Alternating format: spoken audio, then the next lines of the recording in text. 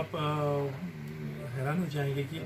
ऐसे भी लोग थे, ऐसे भी अदारे थे, ऐसे भी होटल थे जो खुद ही आए और बोला कि हम अपने लोगों के लिए क्या कर सकते हैं। उसी सिलसिले में जैसे हमारा यतीम खाना बेमिना का है, बहुत ही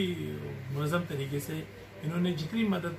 अपनी तरीके से कर सकते थे कर ली, हमें बिल्कुल दे दिया, डोनेशन ले लिया और अपने पूरे यतीम खाने को कोविड सेंटर में तब्दील कर दिया। आज के दिन में भी वहाँ पे लोग रह रहे हैं जो बाहर से आते हैं विजिटर्स, और वहाँ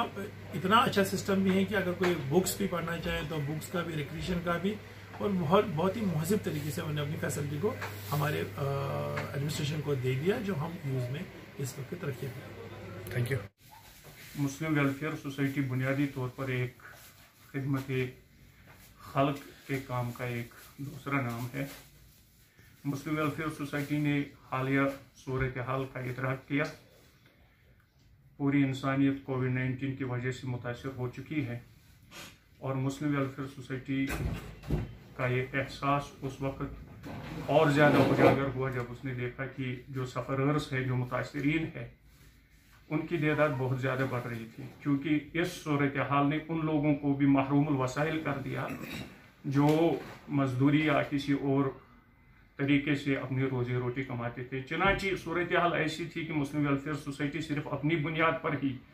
ये काम अंजाम नहीं दे सकती थी। लिहाजा हमने एक मुत्तफ़क़ फैसले के तहत एडमिनिस्ट्रेशन, ज़िली एडमिनिस्ट्रेशन के साथ रब्ता किया, उनके साथ हमने मशवरा किया और हमने अपना ताउन उनके सामने रखा। इस सिलसिले में हमने उन्हें 10 लाख रुपए का चेक भी बतौरी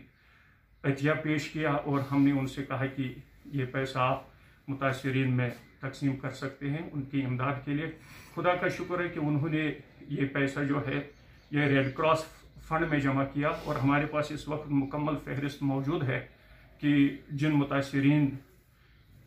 की मदद इस पैसे के ज़रिए की गई, उनमें से कुछ कैंसर पेशेंट्स हैं, कुछ डायलिसिस पेशेंट्स हैं और कुछ ऐसे हैं जो कि डेस्टिट्यूट है, जिनके पास कोई ज़रिए माश नहीं है।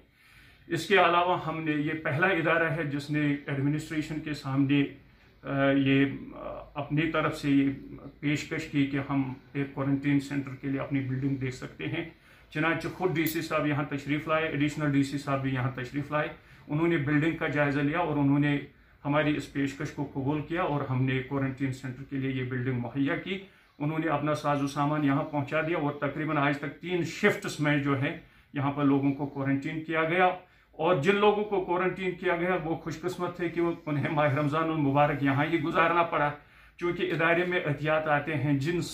की सूरत में भी मेवा आता है, फल आते हैं, फ्रूट्स आते हैं, जूस आता है। चूँकि बच्चे आज इदारे में नहीं हैं, उनके प्रोटेक्शन का सवाल है, उनकी हिफाजत का सवाल है। हमने बच्चों को पहले ही छुट्टी की रखी हुई है, लेकिन बच्चों के नाम पे जो यहाँ पे हमें इस तरह के मेवे वगैरह आते थे तो हमने क्वारंटीन सेंटर में जो रह रहे थे उनमें वो तकसीम किया और अल्लाह का फजल है कि उन्होंने काफ़ी अच्छा तासुर पेश किया। इसके अलावा हमने करीबन 600 और राशन किट्स जो है वो एडमिनिस्ट्रेशन के हवाले किए। उसमें चावल 20 किलो, उसमें मसाले थे, उसमें डिटर्जेंट थे, उसमें तेल था, उसमें क्या कहते हैं इसे शुगर, चीनी वगैरह। एक मुकम्मल पैकेट तैयार करके जो कि तकरीबन 1200-1300 रुपये का पैकेट बनता था वो हमने यहाँ पर तैयार किया और एडमिनिस्ट्रेशन की ही वसातत से और उनके ही जरिए से वो मुतासरीन